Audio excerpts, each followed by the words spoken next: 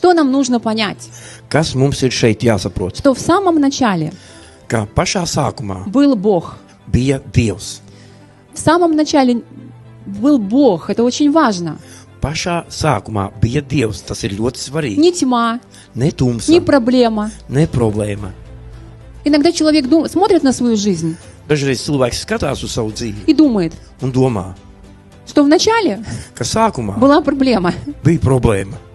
Вот я родился, Es piedzimu и началась проблема. un sākās problēma. Да? Jā. Но Библия говорит, Bet Bībele saka, вначале был Бог.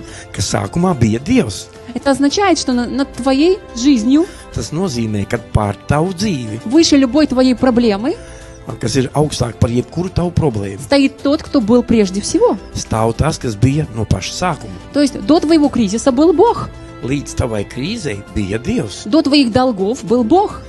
Līdz taviem parādiem bija Dievs. До твоего падения был Бог. Līdz tavai krišanai bija Dievs. До твоих страхов был Бог. Līdz tavām bailēm bija Dievs.